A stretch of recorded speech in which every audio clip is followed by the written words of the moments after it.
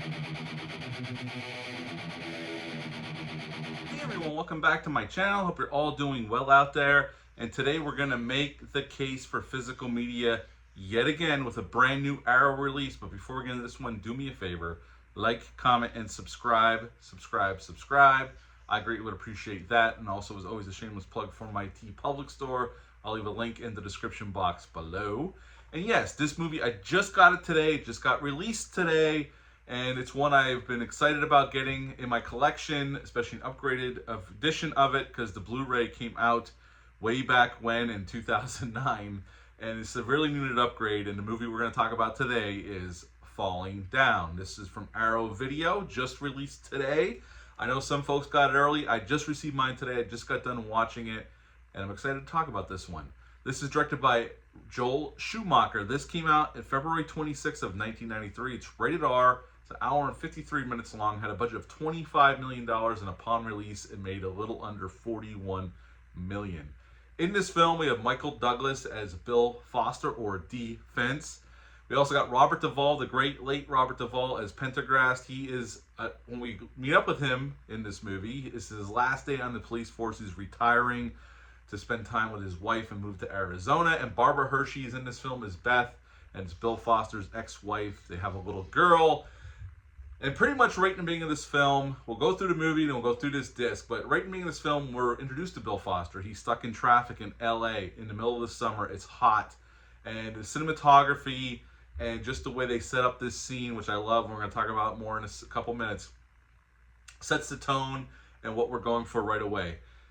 We see Bill in traffic, stuck in traffic. It's a hot day. His AC in his car is not working. He cannot put the window down. He's sweating. He's looking around. He's getting stressed out. And he decides to get out of his car and take off. And people are asking, where are you going, man? Where are you going? He goes, I'm going home. And that pretty much sets Bill on a path that's going to change his life forever. And we see him getting himself into trouble. At first, it's just minimal things. He defends himself against two gang members, and then he wrecks. Before that, he wrecks up a convenience store, but he pays for what he takes. And then finally, everything escalates, and there's a point where Bill crosses the threshold of the point of no return. And at the end of the film, we get one last great scene at the end with Robert Duvall and Michael Douglas. And Bill gets shot and killed, falls into the water, and that's pretty much the end of Falling Down. What to like about this film? Well, Michael Douglas is fantastic here. So is Robert Duvall. Barbara Hershey's great. The whole cast across the board is fantastic. Joel Schumacher directs the shit out of this movie. And I have other positives, but right at the beginning of the film, I love how he sets the scene right from frame one. We start up a close-up on Michael Douglas's face. The camera pulls out of the car around the front and then sets up the scene. We're blocked in traffic. We can't move. It's hot. From the cinematographer, we get that. It's a hot summer day in LA. Bill's sitting there stewing about something. He's sweating. There's a fly bugging him on the back of his neck. He's looking around. There's people screaming and carrying on. And he decides to get out of the car. And that pretty much, that decision and everything going forward sets forth everything that's going to come up the rest of this film. I love the escalation aspect of it. And we see Bill in his white shirt, button-down shirt with his tie, like he's going to work. Briefcase. He has the glasses on. Crew cut. Looks like an office gentleman who might have a very important job. We don't know, but he definitely works in an office. And he just loses his shit, hence the title Falling Down. And everything just goes bad to worse, from minor things to escalating to major things. And Michael Douglas's character is definitely, I wouldn't say, at some moments in the film we're rooting for him, but it's much more complicated than that, because he's definitely not a good guy. I wouldn't say he's a bad guy either. I'm not saying he's an anti-hero. I think it's much more complicated than that. Because what we end up finding out about Bill is that he worked for a defense contractor. Heyday of the 80s, building missiles to defend us against communism or Russia. By this point where this movie came out, the Soviet Union had fallen. There wasn't much of a need by then, and we even find out during the film that Bill was laid off because he's overeducated and underskilled, as he says, or the other way around he goes. But he's definitely an educated guy, and when push came to shove, he got laid off. And we find out for quite some time he wasn't really going to work. He'd been laid off for a little while, even though he got dressed, packed his lunch, and left like he was going to work. At this point, he's living with his mother. We find out that he had a restraining order put against him. He was divorced, and he's not allowed to see his daughter. We see this by Barbara Hershey's character calling the cops because he keeps calling the house. It's his daughter's birthday. He keeps saying, "I'm coming home. I want to see our little girl." And, she's like, "You can't come here." And he's getting more and more adamant. "I want to see my little girl for her birthday." And we find out the cops are asking the wife. We don't know really why they're divorced or what happened. And we find out just from the conversation with the cops that no, Bill has never hit her or the child. He doesn't drink. He doesn't do drugs. But she thinks he's capable of it. And the judge thought they should make an example of him. So Bill has that stress on it too. His daughter was taken away from him. And I'm not playing sides here. I'm just saying as his character, I could see that everything is spiraling out of control. He's losing. He lost his job. He lost his wife. He can't see his daughter. It's her birthday. Everything in life just seems to be tumbling at him. And in those hard moments, it's all about choices. And Bill chooses to deal with it in the wrong way. But also, as a human being, you could see almost how somebody can get to that point and just take the wrong path, snap, and just go postal. Not that I would ever plan on doing that, but I could see how somebody could be shoved in that direction to the point where they think it's their only way out and their only way to right the wrongs that they feel have been done against them. And Bill even says at the end when he's talking to Pendergrast on the pier that he did everything right and he was lied to and he feels betrayed. And, we do find out, though, I love how the storytelling goes. We do get little layers of Bill's character. Towards the end, when he goes to the house and his wife and daughter fled to the pier, this is before we get to our last couple scenes that are really knockouts that really cap off this wonderful movie, where he's watching home videos of his daughter's past birthdays, and some are pleasant, and in some he's kind of snapping and not being very pleasant. And you can see him going from smiling to very sullen, very maybe reflective on the way he treated his wife and daughter. And almost like, maybe I wasn't the nicest guy. Maybe I didn't do everything right. And at the end, we don't know what his intentions were. He has a gun on him. He has his wife and his daughter at the end of the pier. And then Pendergrast steps in and we get this wonderful scene between Michael Douglas and Robert Duvall. And it ends up with, Bill getting shot. He pulls a gun, but here it ends up being a squirt gun, and Pendergrast shoots and kills him. But that line when he says, "I'm the bad guy," how'd that happen?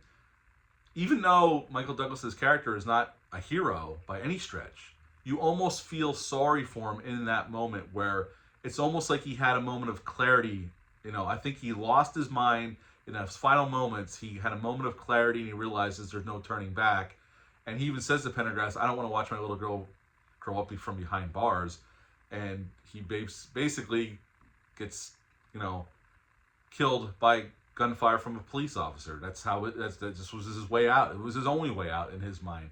So it's a very complicated movie in terms of your feelings towards Bill. You want to feel sorry for him in moments. You want to root for him in moments, especially when he's stuck in that shop with the skinhead. Or even with the gangbangers.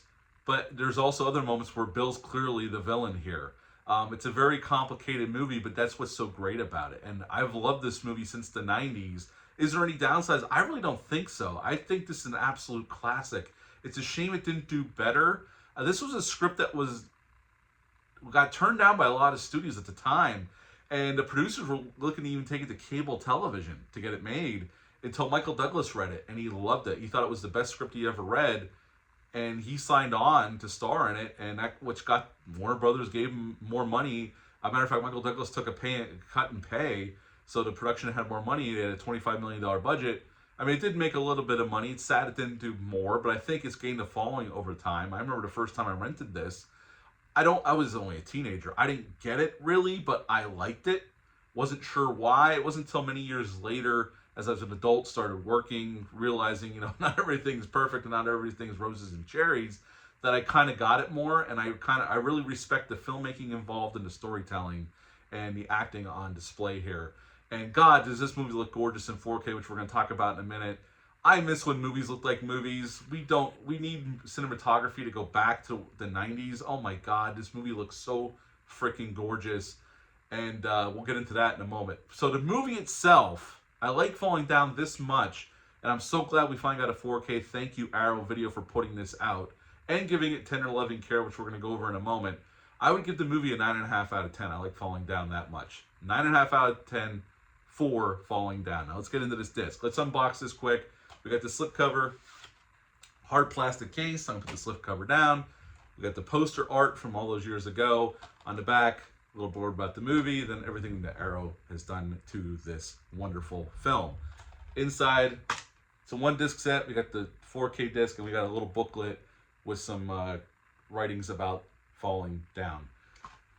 Okay, let's talk about the transfer of this movie. It's a brand new 4K restoration from the original 35mm camera negative approved by the cinematographer. Dolby Vision and HDR10 are available on this disc. It's from the original. This has the original theatrical format of 2.39 to 1, and the movie looks great. It's the best this movie's ever looked. Probably, I never saw this in theaters, but I'd hence to guess the best this movie's looked since it was theatrically released. Because I only ever saw it on VHS, DVD, and that Blu-ray from 2009. Now, the Blu-ray from 2009, I do own it, and it's a Blu-ray from 2009. It has that, it's a little muddled, it has a reddish tint to it that wasn't natural to the way it was shot. What Arrow did is they went in, no digital enhancements, nothing, there's no scrubbing, the film grain's still there, it looks very cinematic, as you would imagine. Arrow always does really great work, and this is no different here, but that reddish, muddy look is gone. And what is behind is the cinematography. It definitely displays the heat of the day, but it does it in a more cinematic way, more of a natural way, and it looks great. You can see more details than you've ever been able to see, probably since the theatrical release, I would gather. Again, I've only ever saw it on VHS, DVD, and then a Blu-ray from 2009. The movie looks fantastic. Everything looks clear, depth of field. You can notice more details on people's faces, the costumes, the backgrounds.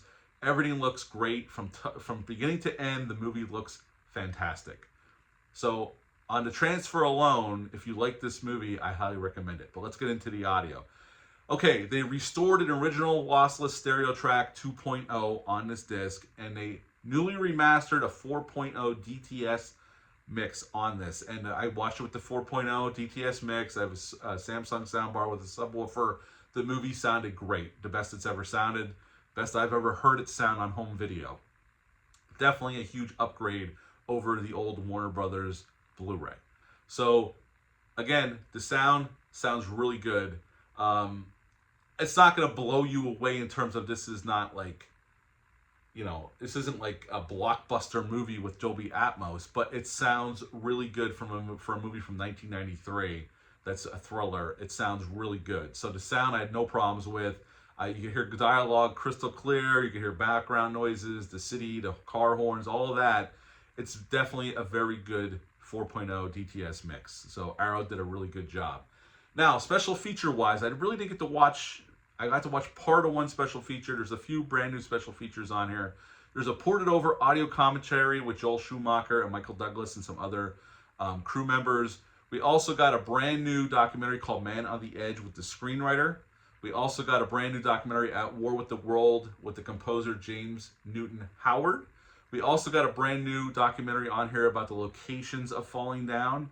And there's an archival documentary with interviews with Michael Douglas about the making of the film, and there's trailers and whatnot, and stills and so forth.